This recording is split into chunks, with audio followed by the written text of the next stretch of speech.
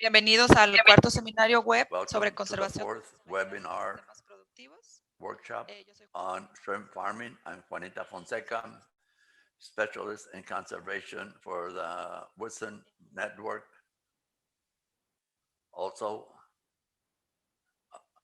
now we have Salvador Morales, specialist in conservation, and who will be helping us. This web seminar is being transmitted with Zoom, Facebook, and will have simultaneous interpretation. Please select the language you prefer and stay in that channel, please. You can also please put your microphone in mute. And during the presentation, you can write your questions in the chat section or in comments in Facebook. And in the end, they will be answered.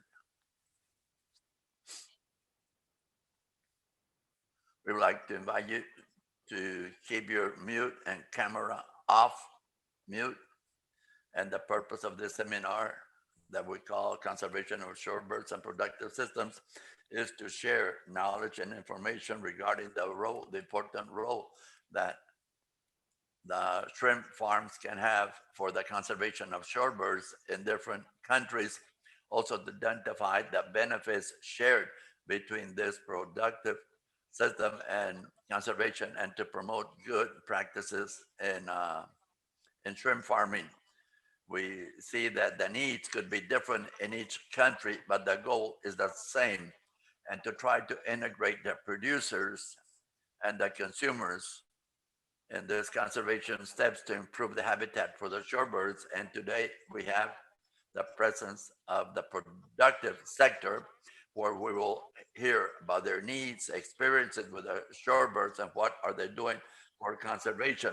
Salvador, you have the mic to please introduce our speaker. Thank you, Juanita. Welcome, Héctor. And it's good to have everybody that are now here. I will introduce Héctor Rhys Corrales. He is from Honduras. He is a Zamorano. He studied in the University of Florida, animal science, and in his professional activity, he has worked with the Ministry of Natural Resources. He has been part of general manager in San Bernardo. That is one of the, and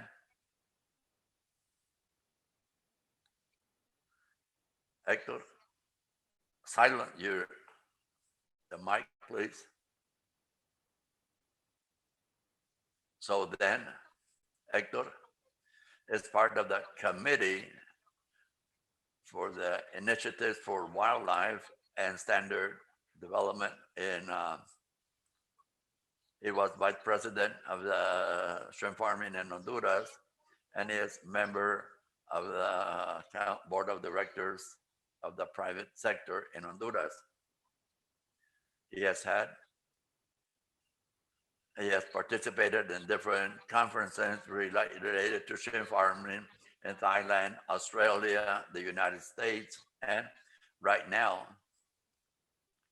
he is a member of the board of directors and founding member of the Chamber of the Cattle Association in Honduras, and as part of the board of directors of. And I would like to welcome Héctor. I'm very happy to have you with us today, to be able to listen to the point of view of the other side of the coin. Many times we speak of conservation of birds, and we're looking for good practices where we can come together and work together. And it is for us, we are very happy to have you here with us in the representation of the shrimp industry. And I'm going to give you the mic, Héctor, so you can start your presentation. And thank you, Héctor, for being here with us today.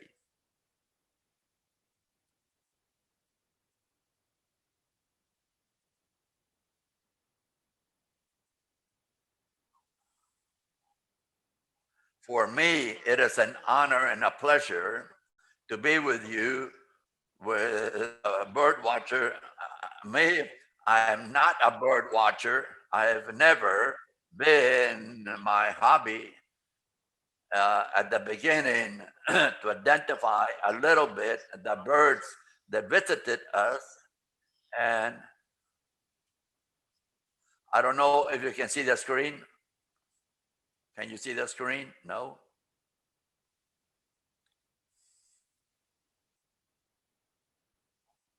Okay.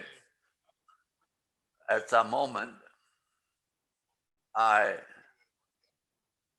did different surveys in my shrimp farm, but very empirically. Can you see my screen now? Okay, good. Good. For me, it is a real pleasure to share some of my experiences as a shrimp farmer and to say that the mystic in this group of Granjas Marinas had always been to have that responsibility that as a producer you will have in any productive process. It is important to have a clear understanding that not in all the continents the shrimp farms were the best. Many shrimp farms were placed in wetlands in recent times, and most of the year they were flooded. And I know about places that were drained to be able to build something, but also there are some old salt flats. I think those are called salt land in some part of Latin America, where at least where they built these shrimp farms in the two biggest changes in the tides in the year. They're able to bring moisture to these places. And the sustainability of the shrimp farms starts with a good selection of the place. Many places that were chosen for shrimp farms, I'm not referring to Central America, but I'm referring mainly in some places of Asia. They have stopped producing shrimps, and there are some places in Honduras they have stopped because they were not very well selected. Those places, we have to consider the natural run of water, of sweet water, salt water. It is important to assess what could happen if aquifers have an increase in the salt content. And also, it is important to consider the impact in the fishing area. And that is a very important consideration. I'm giving you a little bit of what has been the development of the shrimp farming in Central America. Here, I would like to show you a satellite image of Golfo de Fonseca, and please focus where we have the Granjas Marinas San Bernardo. That is like the star of the group, Granjas Marinas. All these are images from 1997. I'm sorry, 1985, where you can see the first attempt, the first buildings, the access road, and now you're going to see the evolution of all this. Later on, you will see the evolution and how we can see it now from a satellite image today. This image is the beginning of this shrimp farm. All this was in a similar land. This was built in 1985. from the moment you stop walking on land and you reach this other, you have to walk 22 kilometers, and where the mangrove starts growing, that's the end of the, you can see the line of mangroves that is flooded every day by the ocean, and there's a growth of the mangrove. And the first group of people, when they came here to measure, they found wreckage of an airplane that nobody was able to answer what happened with the wreckage of that airplane. It was not drugs, because back then there was no drug business. The process of the building of this area is through sedimentation. Year after year, it starts adding a playón. These are solids suspended coming from the highland, and these are brought in by the rivers to the Gulf. Here we have three important rivers coming into the Gulf. And it is important that you see that in a flooding moment, the solids are deposited. And every time we have more solids, these solids, the level starts increasing. So only the edges receive daily irrigation, and the playón receives less and less. So during the mid-hurricane, there was an unexpected event in this playón. We had deposits up to 4 centimeters of new solids during this mid-hurricane. Like I was saying, there are 3 rivers that come to the Gulf of Fonseca. All of them bring in suspended solids, mainly during the rainy season from May to October. Here you can see some areas in front of the Gulf where the sediments are deposited. And so those areas where we have those deposits of suspended solids will become transition areas, like we had these mud flats hundreds of years ago. Here you can see the growth of this shrimp farm throughout the years. This is from 1989. We had the first development, the first phase, and we had some buildings in this area of Granjas Marinas San Bernardo. We could start seeing the building of other shrimp farms, and this is 1998, 97. I placed them backwards, but not much had changed, and this is today. And this is 2021, and now they are available on Google Earth. Before we didn't have this. Every day we had to buy a Landsat image, and it was thousands of dollars. Why are we interested in being responsible producers? And how do we define what is a responsible producer?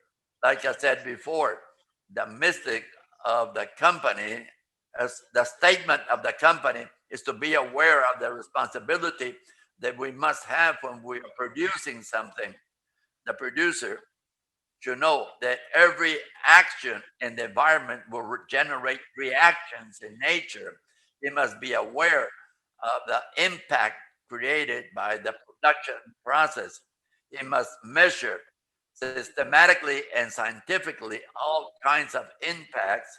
We must measure scientific with discipline, with proper samples, and therefore that we can reach action that must be taken to mitigate the impacts today. Now, I'm going to show you the first responsible where the association started in Honduras. Of course, all responsible producer is obligated to abide the law, and the example that I want to, the impact and the water quality is the responsibility of the producer, and as the water quality, any other impact that you might have on wildlife is the responsibility of the producer. But back then in 1993, there was some concern to see if we could conserve the water quality throughout the productive process. So we started in 93 with cooperation of the University of Alabama and other universities and the Association of Shrimp Farming. And it was the first experience, for the first time in the world, we measured the impact of shrimp farming on water quality. And this was something very new. So since 1993 until 2021, we have the database. It is the most important program in the industry because it measures its sustainability.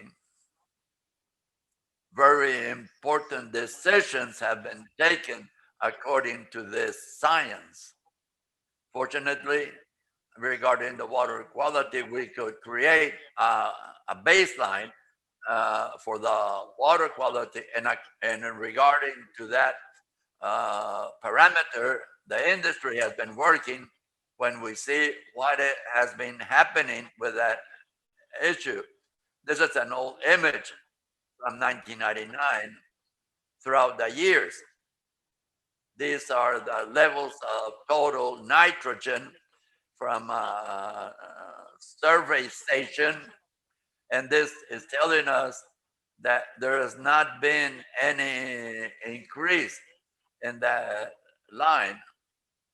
It doesn't have a meaningful statistical meaning, but there has not been any increase in the average of total nitrogen in the Gulf of Fonseca.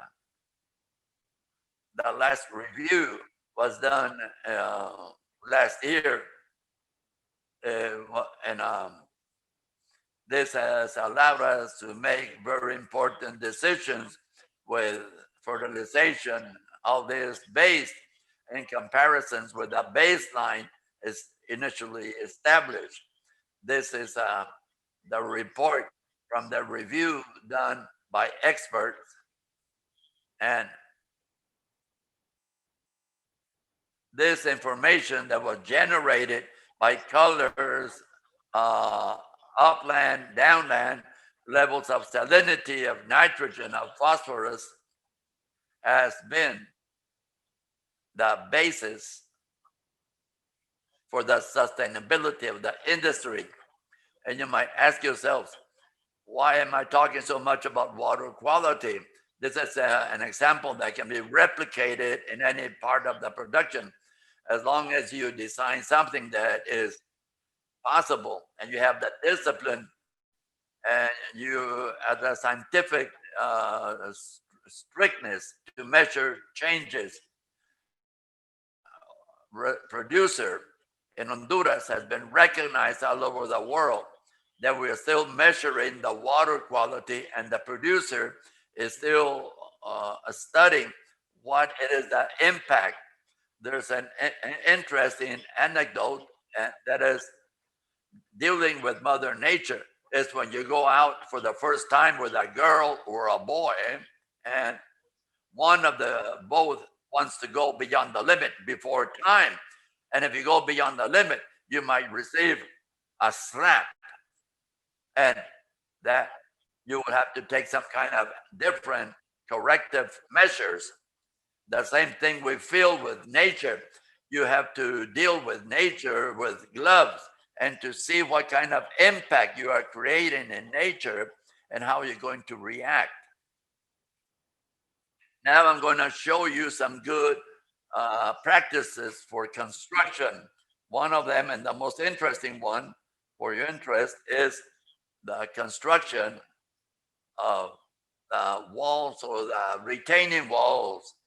You have to see the dominating winds because of the erosion, because erosion has a high cost in the production of shrimps in the farms, because it degrades the barriers and you have to rebuild them. Every time you have to rebuild, you have to pay that with less shrimp. You have to consider the type of soil that you're using. And very important, you have to consider where you're going to download the water coming from these lagoons. The thickness of these retaining walls is very important. The wider they are, the longer they will be. But the wider the walls, the less space for the lagoons or ponds and less productive area. If the walls are too thick, the slope of these retaining walls, this is very important. And it is very important for the slope is very important for our issue, the shorebirds.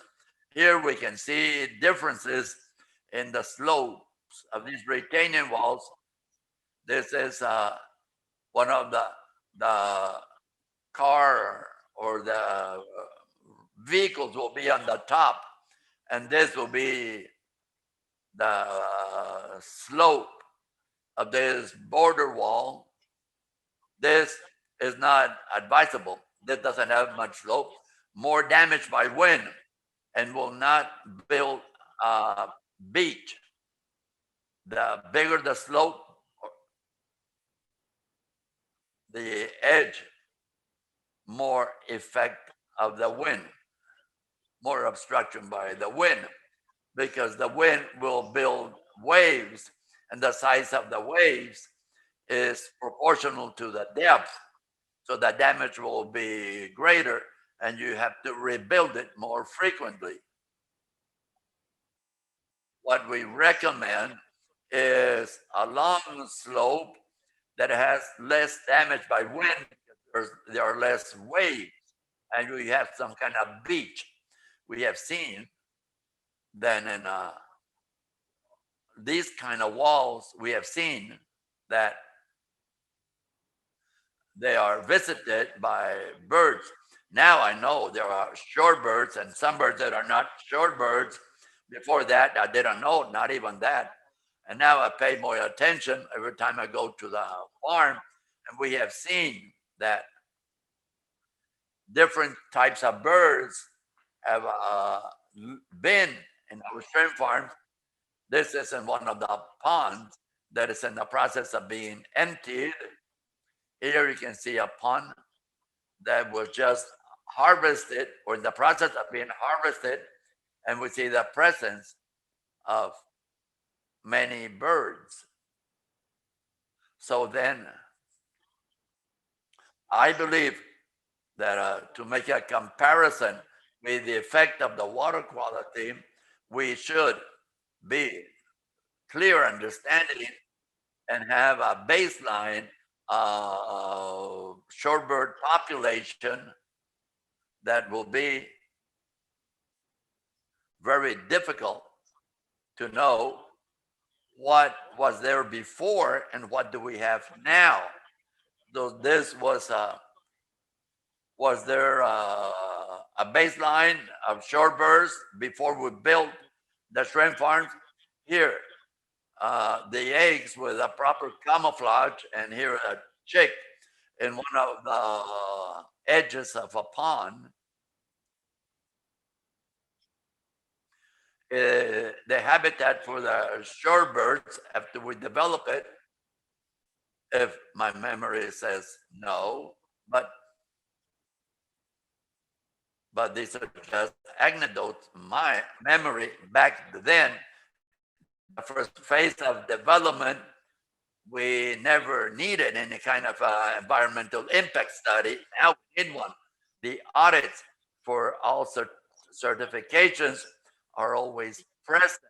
However, we don't have a baseline to compare what we had before regarding shorebirds and what do we have today. Or is there a new habitat? Did we displace a habitat? I don't know. I can say there wasn't any back then. So from this type of scenario where we built this shrimp farm, this is the main building. This is what we now have, where we process a part of the shrimp. And this is a warehouse, cafeteria, clinics for the employees, more than 7,000 hectares. And it has more than 150 kilometers of roads inside the shrimp farm. And it has been working since 1985 when we had the first ponds. Yes, we have seen, and it is like a curiosity. As a famous photographer in Honduras built this small book, Birds of the Mangrove. This was at the beginning of this century, and Dr. Pilar cooperated, and other specialists cooperated for this book. This is part of the booklet. Very good photographer. He didn't know much about birds, but Dr. Pilar studied, and this is what I wanted to share. I want to emphasize that the producer definitely has and is responsible. At least in Honduras, we know that if we are not responsible, then we cannot guarantee our sustainability, and not only environmental sustainability, but also the sustainability of the market.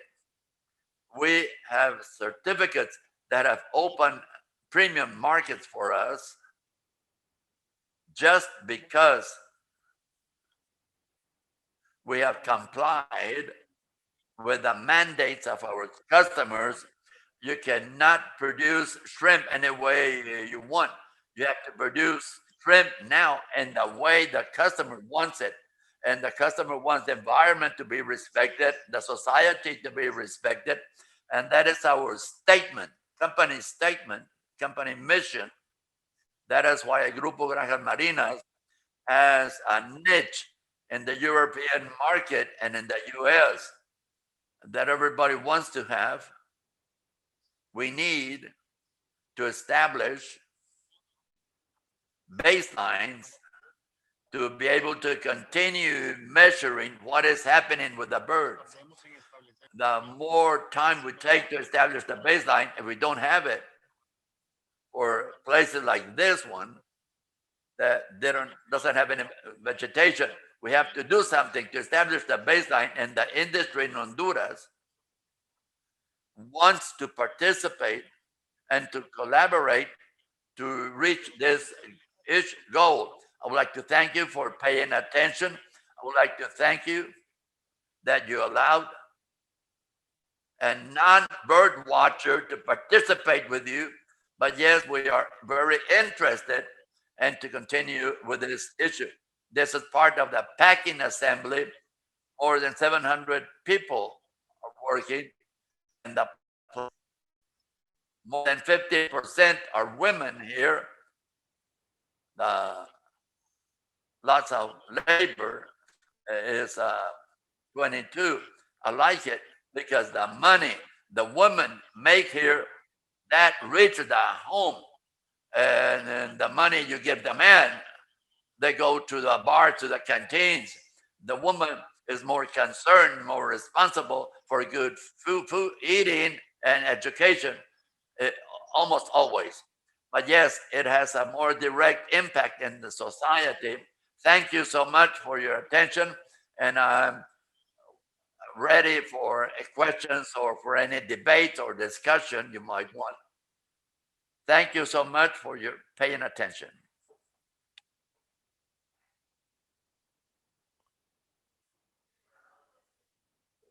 Thank you. We have questions that we have several questions. The first one is the samples of water quality, do they include parameters, metals, and others?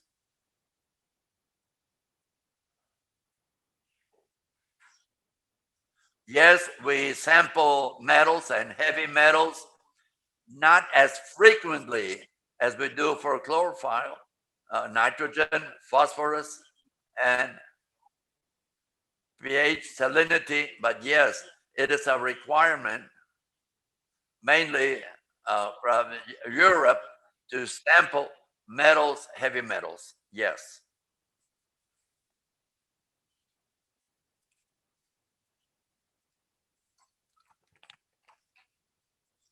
Have you shared water quality parameters with NGOs and other communities?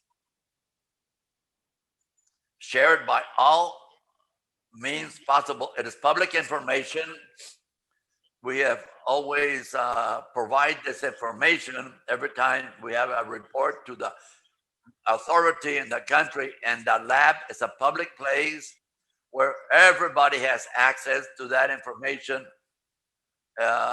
with the participation of the government, the Ministry of Agriculture and cattle associations, and that is why the information has to be public.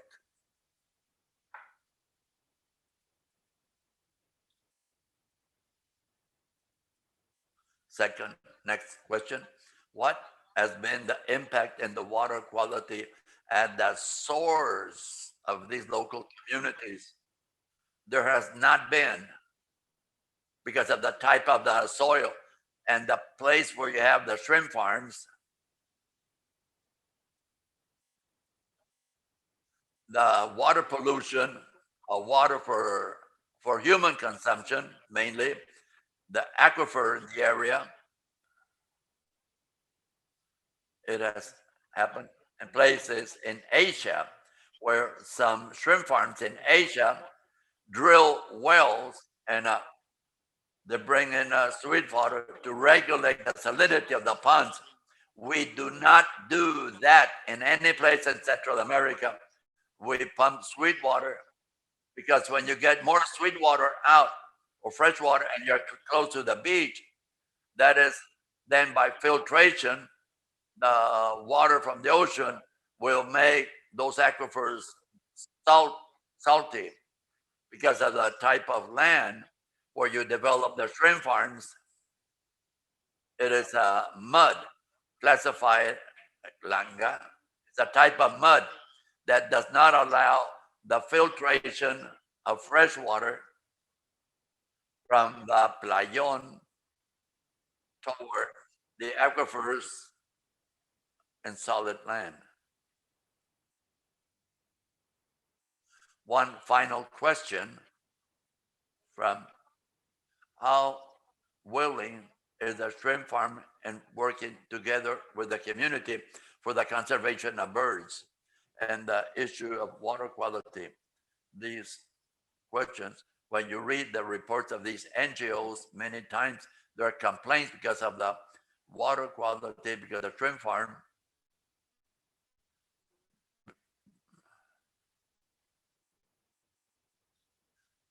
are you talking about cases, specific cases in Honduras or in general in Asia? There are places in Asia where they use the aquifer for a lot of time. So those aquifers became salted. So they were not able to use those aquifers in Honduras. Those the water that we have to use for the shrimp farms, yes, we are willing to work and we are willing to work to conserve the water quality in the communities. They are not interested, they are not affected, but the shrimp farm has a direct effect when we don't have a lot of rain, when there's not much exchanging of Fonseca, the bad water quality, you can see it in lower production to work for bird conservation. Yes, the industry is ready and willing to work for bird conservation. And yes.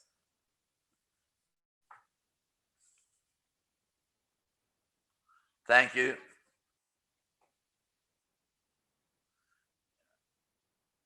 The Honduras Association with Manomet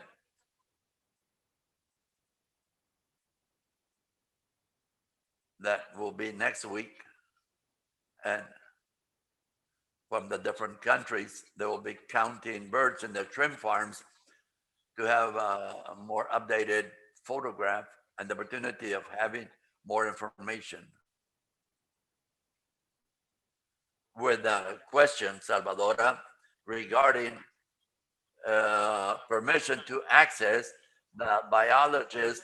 Yes, biologist Alba Barahona, I sent you an email. She will be making the tour with them, and she will facilitate either a bus or a boat, or she will be in touch with you for this group.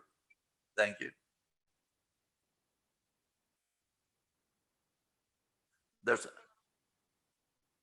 What is the situation in other places with other shrimp farms in Honduras?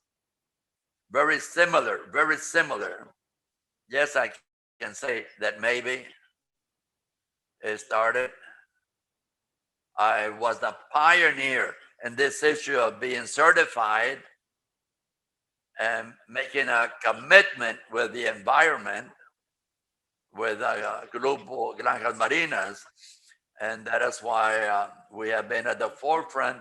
So at the beginning of this century, around the year 2000, there was a documentary from London, the BBC, where BBC made a document because the shrimps sold in England was being sold in a way that was not environmental sustainable.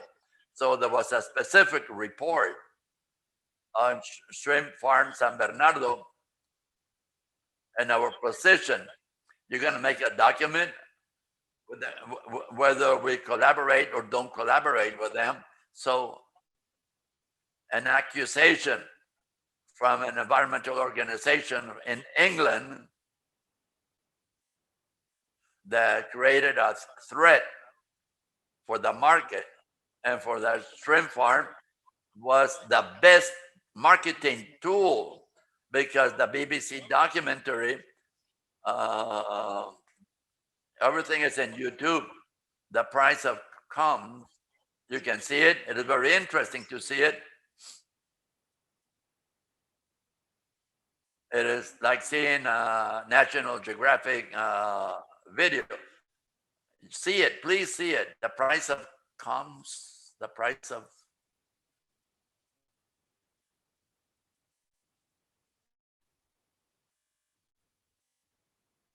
Next question is from Maria. What type of trees do you have in the wall? The black mangrove, red mangrove in some areas. And from the time we started to build in 1998, we made a comparison of the satellite images of back then with Landsat. And we had compared the images, and there were 106 hectares more of green area inside the shrimp farm because of the walls. Why do we have trees on the walls? Because today we have daily irrigation, and there's some species, they need to be in touch with the water. So the mangrove has grown, the red mangrove and the black mangrove, and now we have started seeing some species of plants that are starting to flourish or flower, and that has been a transition, very good transition. Michelle Gutierrez, as she says, very interesting that talk, and she is asking what has been the biggest challenge as a producer.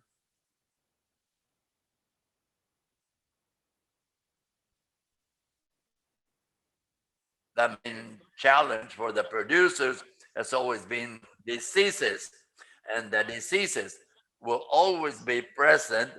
There, we always have new diseases, and the diseases definitely come out when you exceed the limits, when the intensity of harvesting cross the limit, where you have to bring more fertilizer, when you have to feed more, when you have had to intensify the production activities. That is where you can receive a slap in the face. I'm not saying that all diseases are an answer or reaction.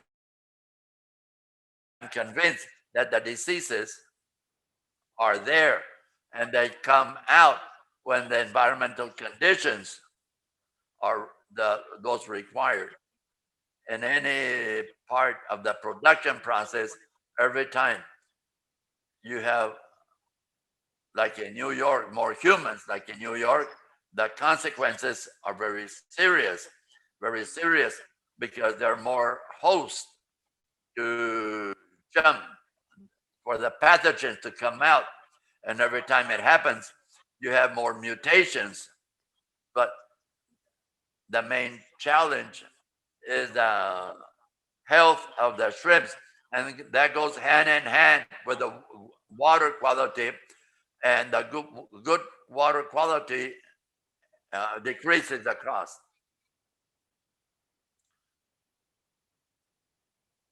What is your situation?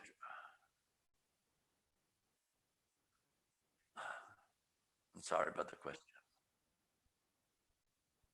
That's constantly studying. There is a research department. We have had a constant research department for a long time. We do surveys, essays, experiments, inoculants to provide more strength to the shrimp, and diets from different sources that we use to feed the shrimp, different research all the way to vaccinations. At some moment,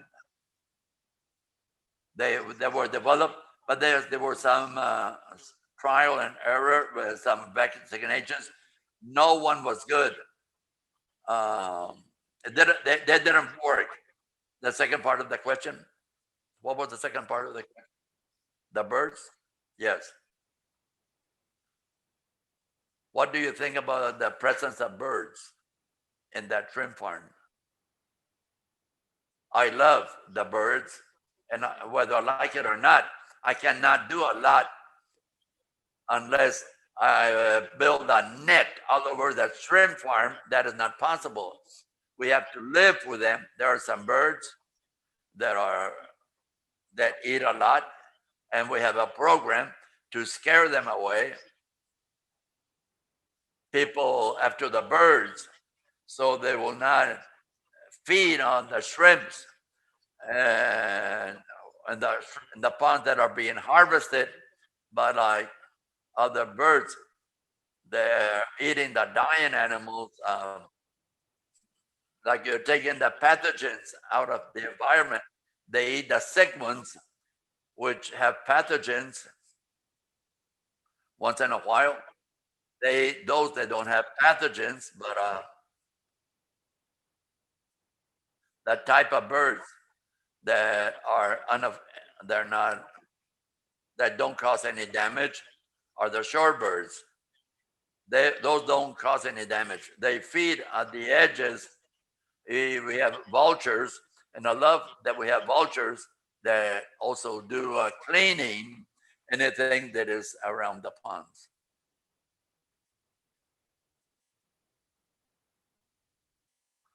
Next question from Gloria Tejeda.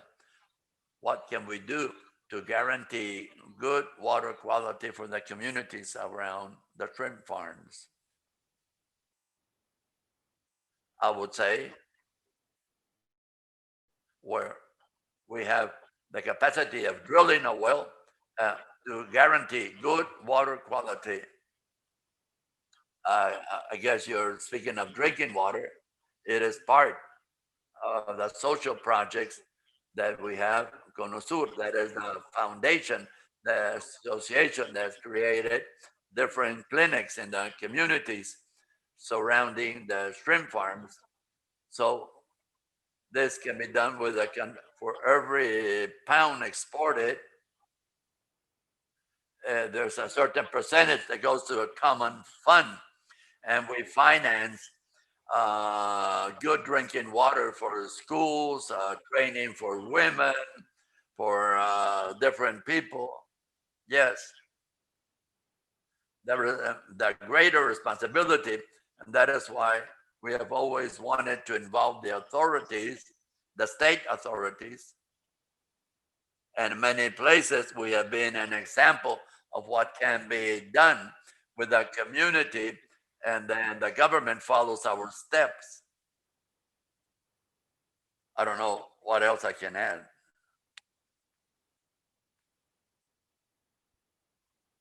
There's another question from Oliver.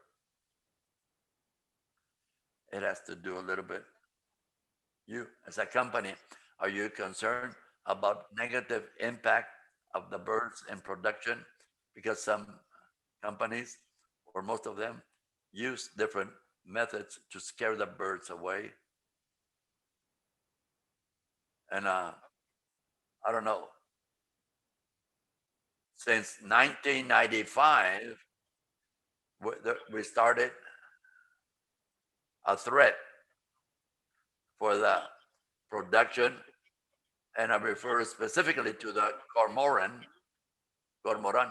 He has a high metabolism, and he can eat 1 or twice his body weight every day. It is a bird that flies, swims, super adapted.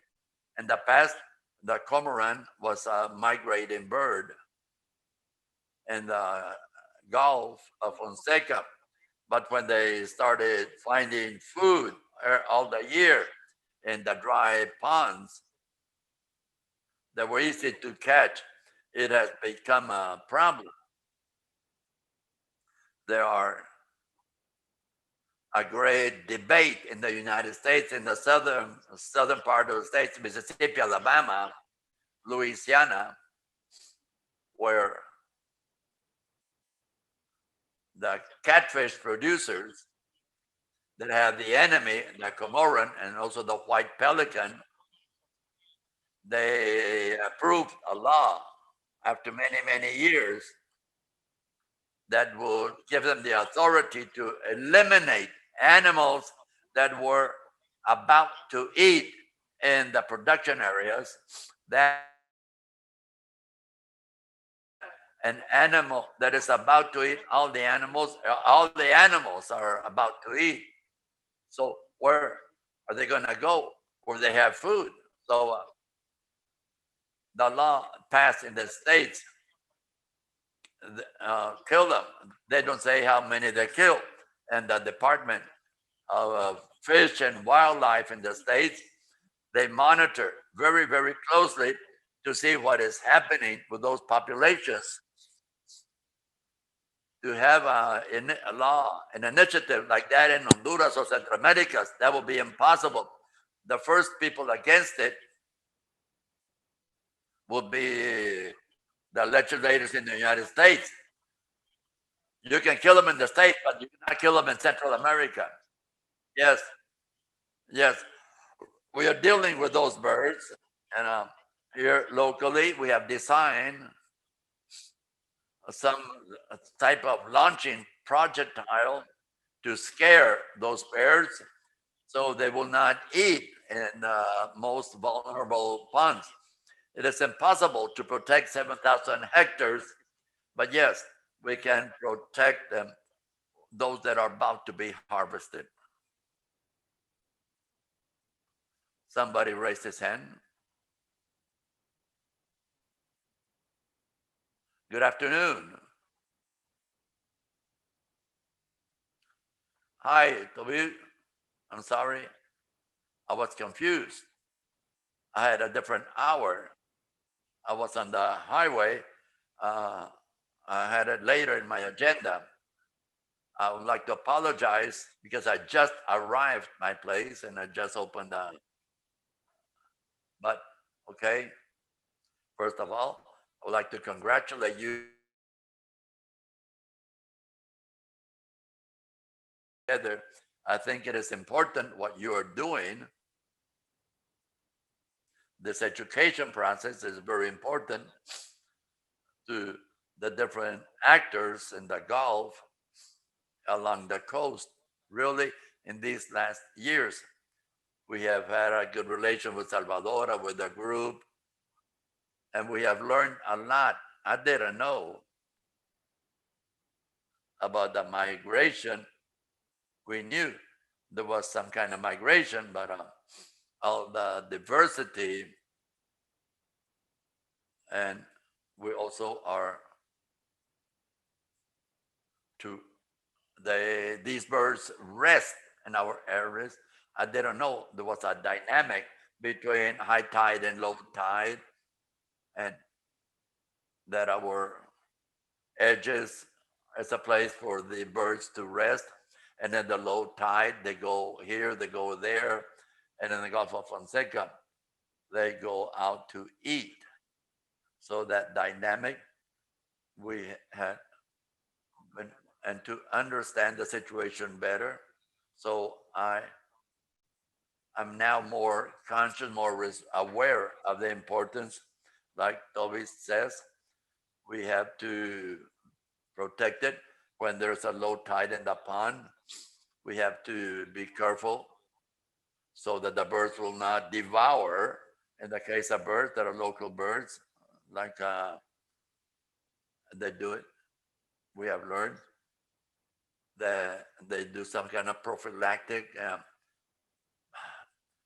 and they do some type of cleaning. So we are now understand there's some kind of symbiosis which could be beneficial for the industry and these migratory resources. Really, I believe it is important, this type of events. We have been doing some following up and at an industry level, since we are the main producers in this area, we can have more groups learning more, especially when we have new groups. They think that all the birds are negative and they start doing some negative measures. So, and as much as we can support and contribute for this educational and conservation process can continue, so you can count on us. There are many things that I have learned after 30 years, more than 30 years in this industry, but yes, we can live together. Thank you. Greetings, Toby. Greetings, Ismael. Thank you.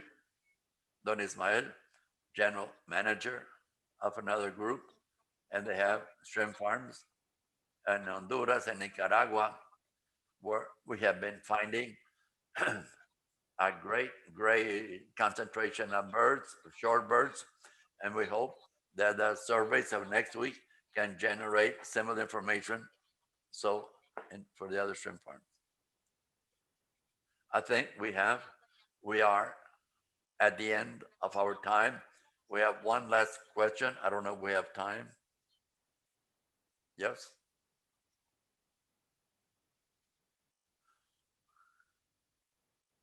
In Grupo Granjas Marinas, I would like to know if they manage the water wells to generate habitat for the shorebirds. We don't use, might be the production ponds for the, we follow the production rhythm, normal production rhythm, and the birds take advantage. Some have adapted to the normal production activities, but there's no action whatsoever to benefit the birds. That is not the goal. First, we have to know how your system works, what birds use those places, and later on, provide recommendations as much as possible that your production can allow, and to do these two things at the same time.